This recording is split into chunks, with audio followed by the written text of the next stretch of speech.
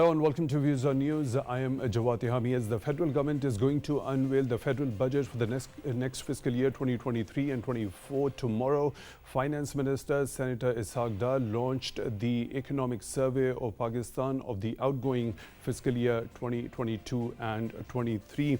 During the press conference, the Finance Minister said the government is focusing on 5 E's, which include exports, equity, empowerment, environment and energy. The Finance Minister also said that the government is also focusing on improving the performance of the tax machinery, sharing that the FBR tax collection in 2023 grew by 16.1%. The Finance Minister also shared the tough measures the government had to take to stabilize the economy, as well as the prudent policies which the incumbent government has implemented for the revival of the economy. The Finance Minister also compared the performance of the incumbent government with that of the previous government of Pakistan Tehreek-e-Insaf as well.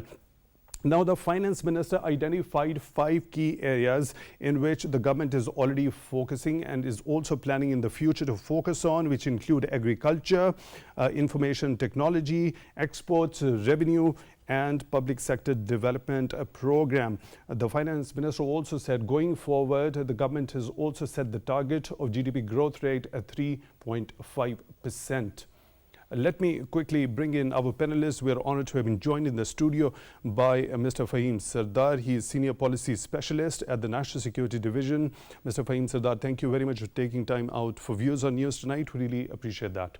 And at the same time on Skype, we are being joined by Mr. Faisal Fateh, Senior Economist. Mr. Faisal Fateh, thank you very much for your time also for being with us on Views on News tonight. We really appreciate that. Now, let me begin the discussion with you, Mr. Faheem Sardar. Setting a growth rate target at 3.5%, that is what the Finance Minister shared today. What does that particularly mean? 3.5% basically means you consolidate and recover the economy. That's what it means.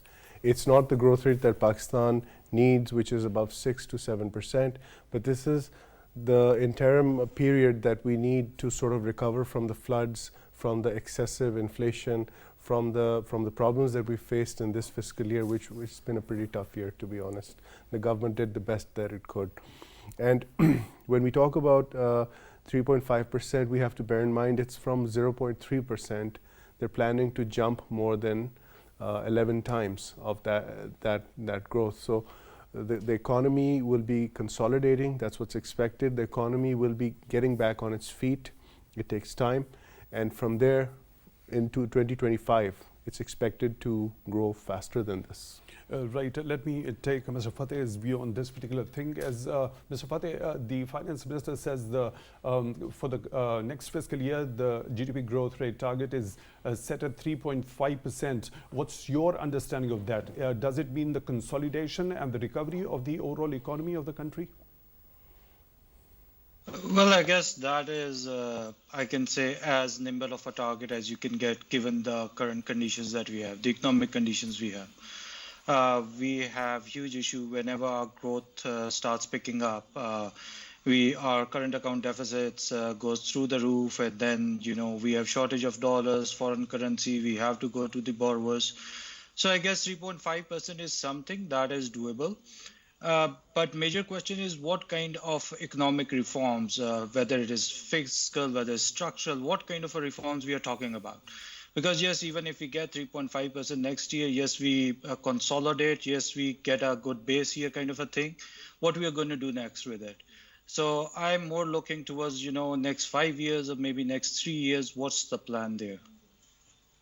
Right, Mr. Sardar, when you already mentioned it is going to be at 3.5% from the current 0.3%. So what measures or the reforms do you think should be taken by the government for the next fiscal year in order to bring that GDP growth rate target to 3.5% from that 0.3%?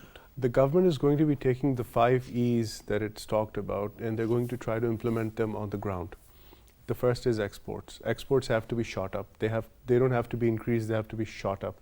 I've been involved in the export thing before, so I know that sector-wise you have to move sector-wise and you have to remove all the impediments that sort of helps things grow. When we talk about exports, we're not just talking about hard exports. We're also talking about IT-enabled services. We're talking about IT services. This is something that has been repeatedly been growing in Pakistan, but then something comes up and it sort of slows down. So that's also part of the export process. The best part about IT exports, IT service exports, is you need a smaller base to sort of deliver those services. You don't need a massive industrial base to deliver those exports.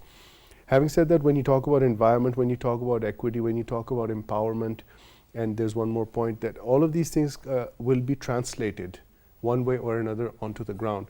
Right now, and I cannot stress this enough, it is that it's a plan which needs to be executed till the end. It cannot be left midway. It can be adjusted midway, but it should be executed till the end, which is exactly, I think, what the government is planning on doing. When we start with exports, we make our life easy, because right now exports is the main issue. We need to shoot them up to minimum $40 billion. From there, we need to sort of keep pushing them upwards. So what particular about the IT sector, the kind of target that has been shared by Finance Minister that happens to be around $15 billion. A couple of days before, we saw Prime Minister also chaired a high-level meeting regarding the promotion of the IT sector and also incentivizing it. So the fixed tax regime has directed the authorities to go for that, introducing that. How important that one is, and how this particular fixed tax regime is going to help in order to enhance the exports in the IT sector? A fixed tax regime is basically there to bring in simplicity. It's there to make sure that with one payment, your full and final liability is not only established but taken care of. What's very interesting in Pakistan's IT service horizon or environment is that you have a lot of young people part of it, and that's something very, very beneficial for Pakistan. But many of these young people don't even know what FBR is. They're earning money, but they don't know what taxation is. So in order to simplify things, instead of going into the complexities of under clause this, your tax is this, this is GST, this is that. So this is a simplified version of establishing a tax liability, which is immediately and in a full and final manner, it is taken care of. So that creates simplicity for the person or company that is involved in this regime. So it basically helps them just focus on work. You know, you have to pay a set amount at once a year, and that's it. So that is going to be applicable on everybody, no matter how much they are generating the revenue. Is that so? No, I think this is specific to some classes. We have to look into that. But basically, this is to start people on this front and to regularize them into the normal system, because we don't want people earning an X amount of dollars and parking it in PayPal or in Abu Dhabi, Dubai, or some other place, or Payoneer. We want that money to come into Pakistan. So the last leg is what the government is trying to simplify. If the taxation system is taken care of, it will basically encourage a lot of inflows of dollars, but this will be specific to certain categories of IT service providers. Right, Mr. Fateh, what's your understanding when we specifically talk about the promotion of IT sector? Now, as per the Economic Survey of Pakistan, the IT sector posted a trade surplus of $1.72 billion in July to March fiscal year 2023, showing an increase of 16.7% compared to the last year. How important role do you think this particular sector can play in enhancing the exports of the country? All right, look, we just have two low-hanging fruits that we can work on within a year. The first is agriculture that could help you with, import substitution. And yes, we need to work on agriculture, where we can get the rewards or dividends far more earlier than any other thing, than manufacturing or LSM. Now, the second thing is IT. IT was doing really well 12 months ago. We were seeing double-digit growth. Everything was going good. This year, we didn't have a good year for IT. The growth was a bit dismal. It wasn't there. I think so. for us as a nation to, create a knowledge-based economy where the whole world is going, for us to digitize our economy, this might be the last chance or last 5 to 10 years we have, because with the rapid changes that are happening, natural language generation models and all that jazz, this is the last chance we have. Yes, it's a good mantra. We have been beating this drum for last, I don't know, 10 years, 15 years, that, IT would save us, because this is what we have seen around us. We have seen it happening in India. We have seen it happening in Vietnam, where their exports have just skyrocketed with IT. But it is not just IT. I think so. When we just talk about IT, it has to have that kind of infrastructure. We are talking about knowledge-based economy. We are talking about, training centers. Yes, we have young population, but unfortunately, they are not that much skilled. Yes, they are there on Fiverr, on Upwork. They are doing freelancing jobs and everything, but they don't get any kind of support. So as per according the to estimates, Mr. Fateh, when we talk about incentivizing this particular sector, as per the Economic Survey of Pakistan, let me quote some excerpts from it. During July to March fiscal year 2023, the Pakistan Software Exports Board has added 7 software technology parks in Faisalabad, Gujarat, Jamshoro, Karachi, Multan, Peshawar, Rawalpindi to facilitate the IT industry, as well as the Ignite has established 8 national incubation centers, including 2 specialized incubators as well. Don't you think these steps are correct for incentivizing this particular industry? Well, I think it's good efforts. Ignite has been doing it for many years. It's not just the last year. When we talk about export processing zones, especially software processing zones coming up, yeah, that's good incentives. But we want it at a very large scale than what we are seeing. This is just like you can say it's very small, granular kind of efforts. We need more holistic efforts. According to estimates, like there are more than $5 to $6 billion that freelancers are not bringing into Pakistan. How are you going to incentivize them? How are you going to make them? How are you going to ensure them that the foreign currency they can bring into Pakistan, they will have every right to take it out whenever they want? That kind of incentives, the tax incentives, they are already not paying any taxes. The freelancers, when we talk about IT sector, they are enjoying, you can say, very minimalistic kind of taxes for last almost 10 years. I think it's more about developing the skill set, and it's more about ensuring them that their assets, whether it is their earnings or any other kind of assets, they are safe when they bring it back to Pakistan. Right, Mr. Sardar, as I have already shared a couple of excerpts regarding the information technology and telecommunication sector, how the government is pursuing that, what sort of incentives are being given to the concerned. Now, also, the Economic Survey of Pakistan says that 1,317 startups that have generated over 126,000 jobs in this particular sector. The kind of steps which have already been taken, the software technology parks, do you think they are sufficient or more needs to be done in that regard? Of course, there's always more that needs to be done, but we have to sort of take stock of what Pakistan has already done. Ignite has done a fantastic job in teaching freelancers and companies how to sort of maximize or optimize their situation. So we have to sort of take stock and not really aim for the moon unless we strike the treetop. Keeping a strong, aggressive target is very important, but we should sort of space it out a little bit.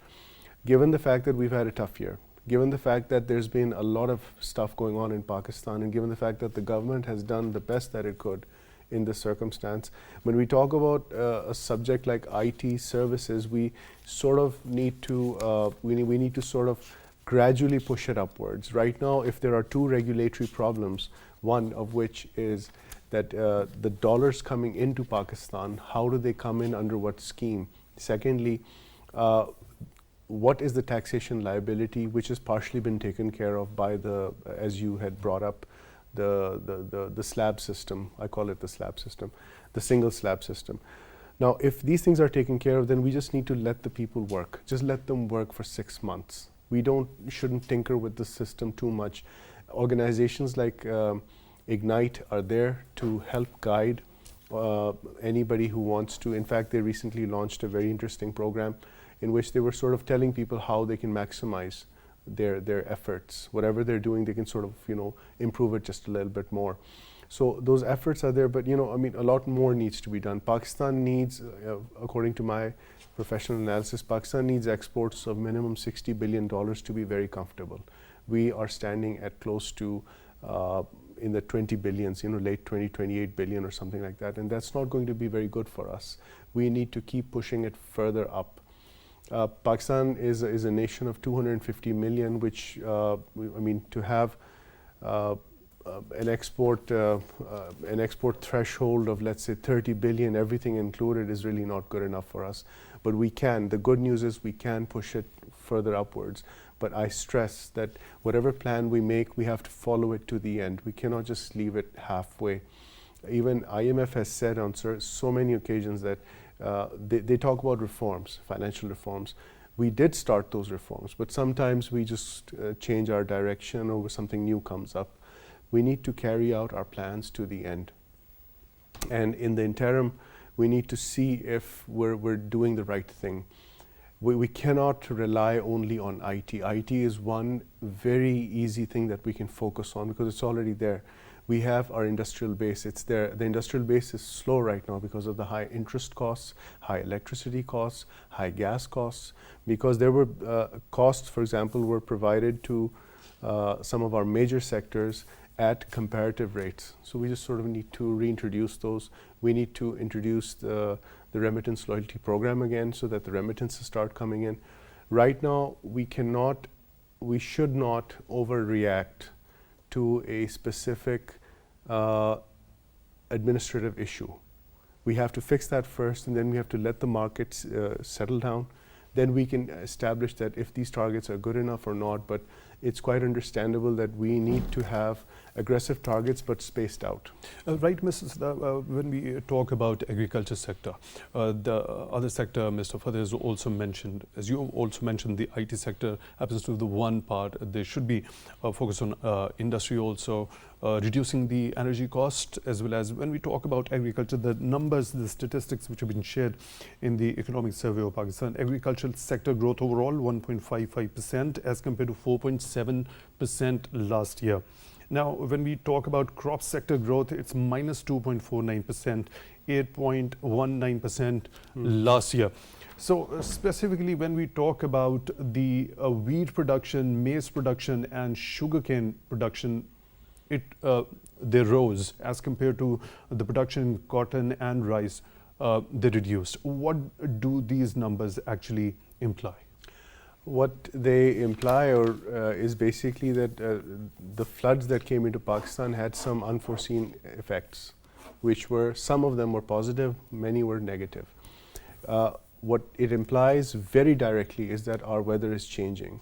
What it implies even more strenuously is the fact that the rain systems are moving towards the west and to the north, which we have typically seen for centuries. They're changing.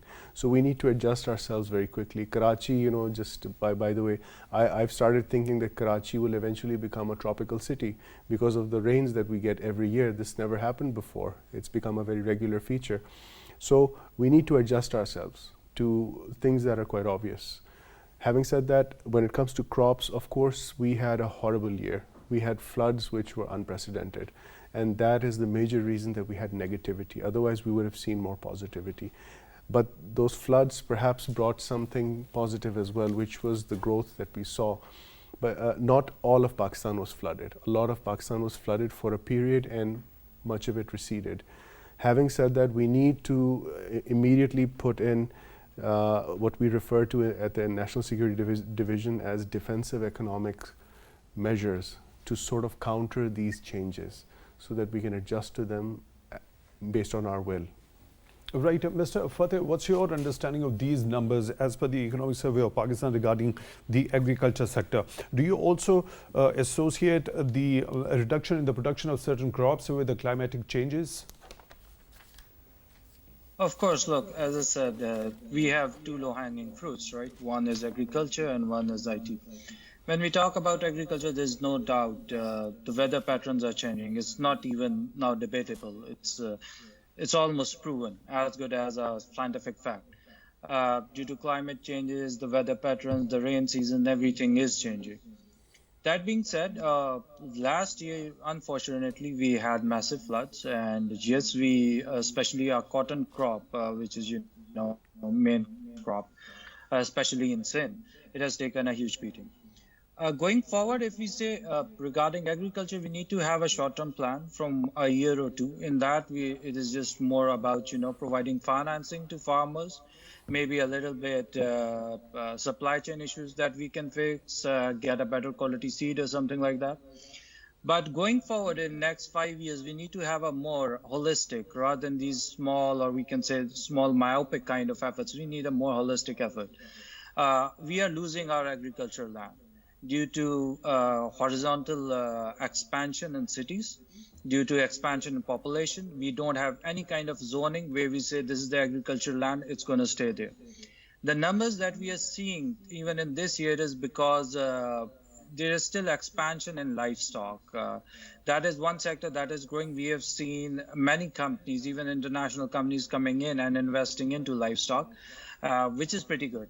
But as far as our cash crops or the other crops are concerned, I think so we need to have a very serious sit down. We need to have proper zoning laws where this agricultural land that we have, which is quite honestly really good in Pakistan, really rich land, where we save that land for agriculture purposes going forward. Right, Mr. Fateh, we know that government took a measure. It announced a Kisan package of 2,000 billion rupees. How do you see that one, and what more needs to be done in order to uplift this particular sector? All right, of course, as I said, small, when we talk about immediate effects or immediate growth, what we can do to revert back to, 4 or 5% crop growth. The easiest thing we can do, or which is a no-brainer, is to provide financing to farmers. So that is really appreciative.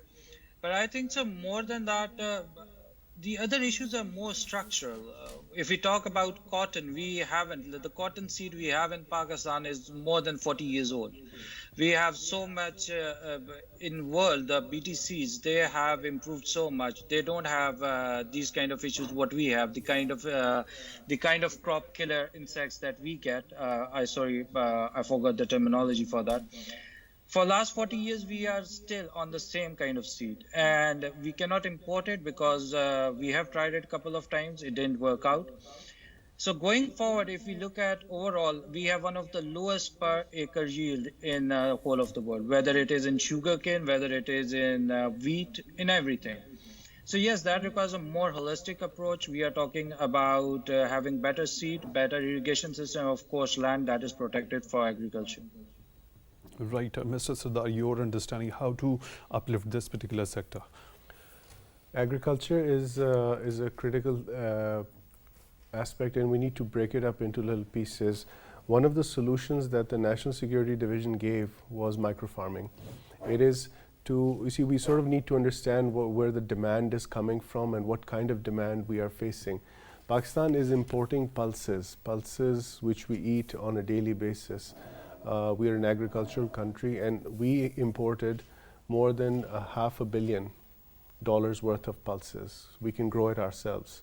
So when it comes to urban agricultural requirements, when it comes to rural agricultural requirements, we need to break it up first. When it comes to, because Pakistan is one of the most urbanized countries on earth, so we need to bring more food into the Pakistan urban area so that the prices become more stable.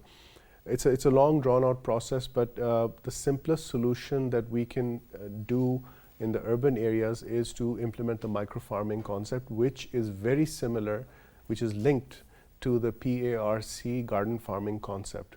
Microfarming is a little more strategic, it's a little more broad, it's a little more aggressive. We need to ensure that transporting hundreds of millions of dollars worth of goods into cities has to be managed somehow. We need to bring in something new, something different. Start creating things within the city so that the requirement of the demand is managed internally. We don't have to shift supplies into cities. It's a long story, I won't get into that, but right now agriculture in Pakistan needs to be beefed up, and if the government has allocated 2 trillion to it, it is basically to bring the sector back up on its feet. We cannot have 5 million bales of cotton. We need much more than that. There was a time that we were at 14 million bales of cotton. We've come down to 5. We are importing cotton. So when it comes to very basic things that our industry needs, we need to start producing that. How do we do that? We do that by finding the best alternative. So how to meet that internal demand of the urban areas? What is required for that? For agriculture? Yeah. Okay. Once again, we need to break it up. What do we buy? So what we did an analysis at the National Security Division, and if we take 7 products, starting from potatoes, beans, ginger, garlic, and carrots and tomatoes, this is very basic stuff that can be grown in pots. But when you take one house which is producing, let's say, 5 kilograms of vegetables per month, but when you multiply it to 1.5 million households, by the way, there are 3.2 million households, so we're only looking at 1.5 million urban households. The number is staggering. You can actually go into a surplus. You don't need to import tomatoes, you don't need to import pulses, you don't need to import anything. You actually technically become an exporter just by making sure that every house produces these 5 to 7 basic things. What does that do? Or how is it done? It's basically done with all the available resources, the rooftops, the terraces, anything that's available. If nothing else, a small roof is available, which can be used. So these things, the Pakistan Agricultural Research Council is aware of this, and they're working on it now and trying to build up that this momentum that let's stop transporting food from one place to another and start to grow it internally. By the way, I'm not even going to get into hydroponics. Hydroponics, vertical hydroponics don't even take that much space, but they do require a lot of planning, and that needs to be, that's a separate project, and the productivity from that is very high. Right. We are joined by another participant, Mr. Ammar Habib, joining on the phone line, senior economist. Mr. Ammar Habib, thank you very much for taking time out for Views on News. Really appreciate that. Now, as the finance minister, while launching the economic survey of Pakistan, has shared that the government has set the target of GDP growth rate at 3.5%. What steps are necessary, do you think, for the next fiscal year in particular, for the government to take to bring that growth rate at 3.5% from the current of 3.3%? Thank you very much. I think what the government really needs to do is essentially increase the tax base, expand the tax revenue. So whatever steps they're taking to increase the tax revenue, they should focus on those and increase those, such that we can reduce the fiscal deficit because we cannot reach the targeted growth rate without reducing the fiscal deficit. So that needs to be the first order of business, increasing the tax base. And once the fiscal deficit reduces, some fiscal space opens up to do more development projects. Some fiscal space opens up to, push the GDP growth and involve the private sector. So I think that needs to be done. If you ask me what's one thing that needs to be done, that's essentially increasing tax revenues or expanding the tax base. So increasing the tax base, the tax revenue. The finance minister also shared that during the year 2023, the FBR tax collection increased 16.1%. Heartening, isn't it? Yeah, it is heartening, but I think we need to do more because last year was due to multiple political and other kind of volatility. It was tough, but I think there is potential to do even more than 16% such that we can overcome all our problems at this stage. So how can it be increased? What are your suggestions? As the finance minister today suggested that there will be more taxes on the real estate sector, there will be taxes on the retail and wholesale sectors, which were often discouraged or protested against earlier. I think if those are implemented and expanded, then we can certainly see some improvement in that. In addition to enhanced enforcement, which has always been lackluster in certain cases. Right, Mr. Ammar, when we talk about generating revenue, of course, the tax collection, besides that, how crucial do you think is enhancing the exports of the country? It is extremely crucial. We need to increase more exports because it is only through exports that we can generate some foreign exchange reserves to support the current account deficit. We need to reduce the current account deficit, but we cannot increase exports when we cannot import. So it's more of, let's put it this way, it's a catch-22 situation, because exports require some imports as well. So we need to slowly start opening imports, and once that is done, we can also start increasing exports. We cannot increase exports or let's say the next day, but what we can really do is essentially follow something called a J curve. We start focusing on enhancing capacity and then push forward for exports over the next 12 to 18 months. So what about specifically talking about the IT sector and the services related to this one? Yeah, that is definitely growing, and I think there's a lot more potential for there to grow. But for that, what we really need is stability, and I would say stability in telecommunication services, stability in internet services. Once we get that, I think we can grow those more as well, because there are small businesses that are also involved in, and I would say contributing significantly to overall export growth.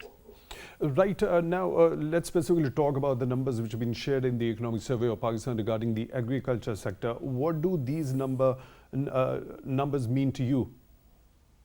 So last year we must understand and take into consideration that Pakistan had a mega flood in September 22, and there were a lot of issues pertaining to that, mainly supply chain related issues. But going forward, I aggregate numbers to be much higher and better than what they're right now, both for agriculture crop data as well as for livestock. Right, Mr. Ammar Habib, Senior Economist, joining us on the phone line. Thank you very much for being with us on Views on News tonight. We really appreciate that. Now, Mr.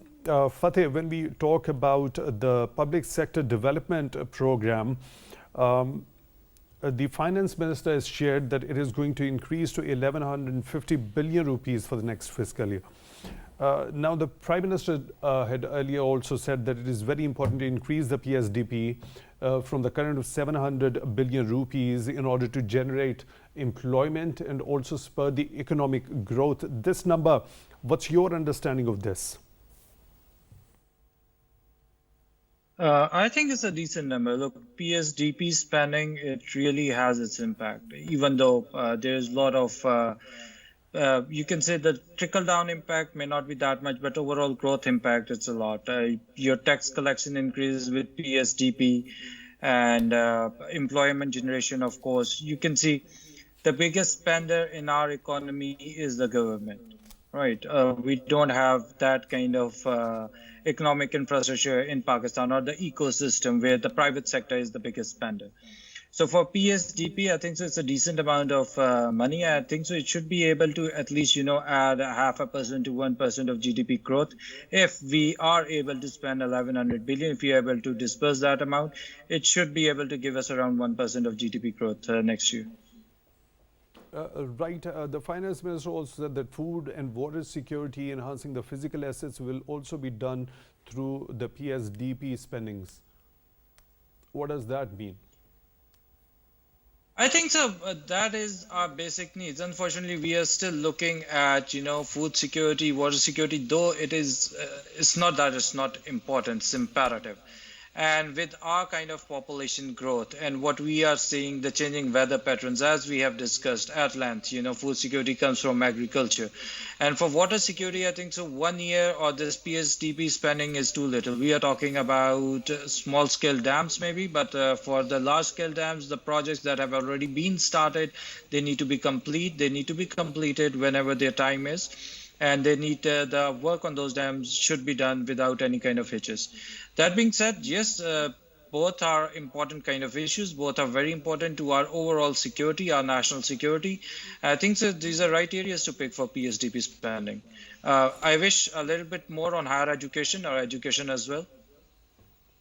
Right, Mr. Sardar, your understanding of this particular amount that has already been announced by Finance Minister, 1150 billion rupees for PSDP.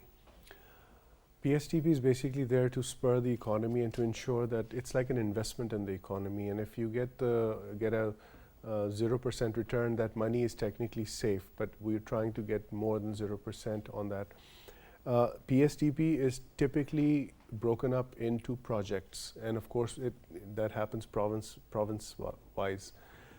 We need to be very careful of the kind of projects that we sort of undertake, because we're looking for multiplier projects that basically have a multiplier economic effect. We cannot go for any kind of project which has a which basically takes the money, but it does not produce the equivalent amount of value. So when we have an allocation of PSDP, we need that kind of value in multiples in return. That's how true growth comes about. We cannot have that amount go into projects which are not working properly.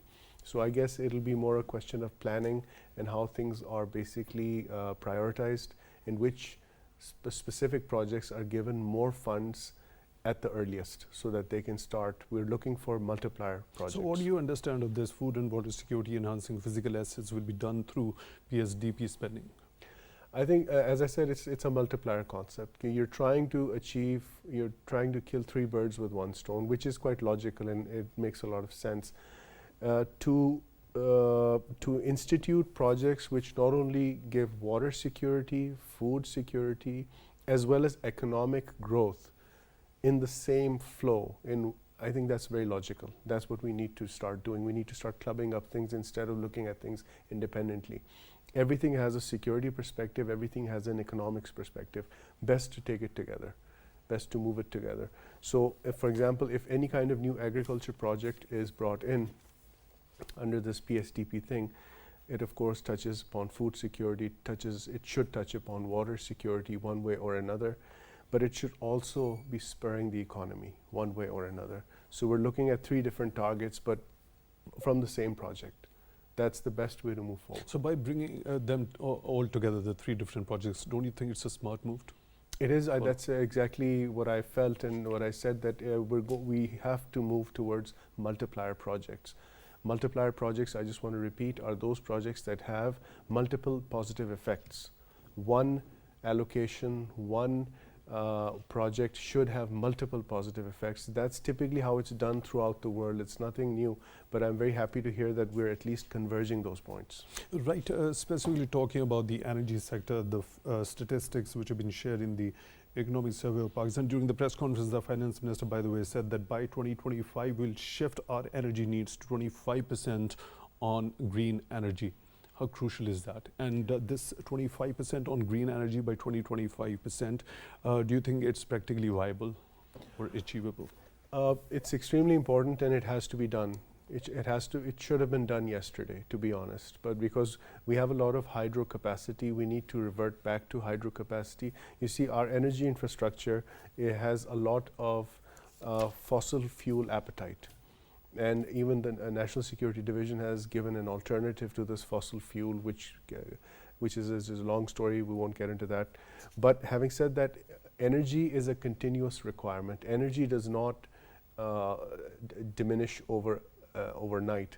So energy has to have very low input costs.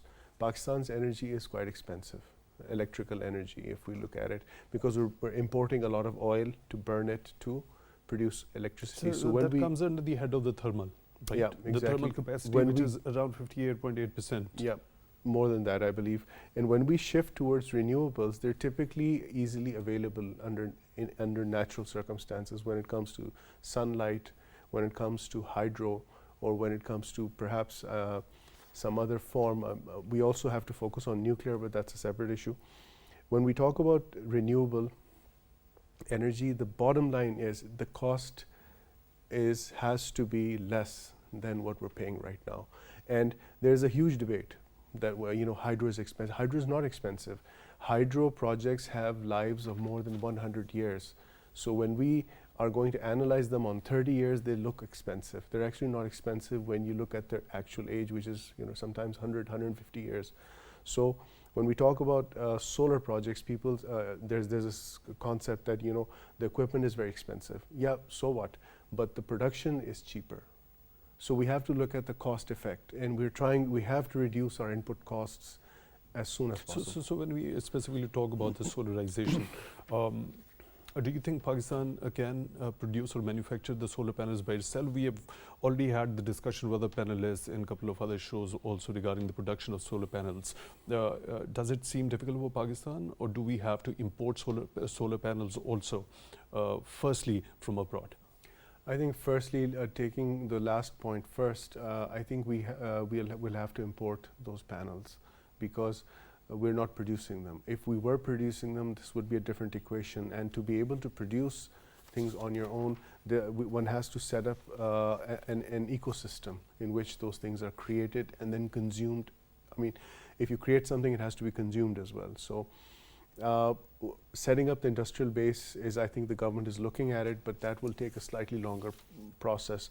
But given the fact that our economy is still growing and our population is still growing and our energy requirements are not going down, they're actually going up. So I think even when we bring in that industrial base to produce solar equipment, that'll be good for the country. But we have to do it in a, as I said, as I keep stressing, it has to be done in a planned way so that we take it to the end. We don't just stop midway. Right, Mr. Fateh, what's your understanding of this statement by Finance Minister? By 2025, we'll shift our energy needs 25% of the green energy. Well, it's pretty ambitious, to be honest, but it's in the right direction.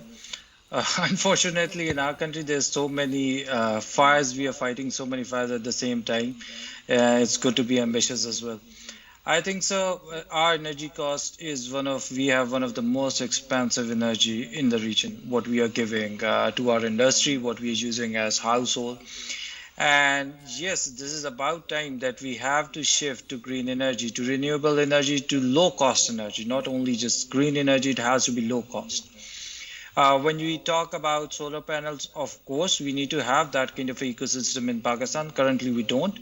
But if you look at solar panels, it's not that kind of a technology that is very, very hard or very technical. It's not something that is very, that has very novelty into it or something like that.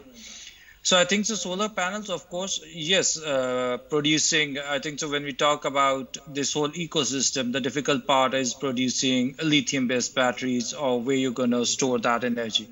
So yes, that we still have to rely on imports going forward in 3-4 years.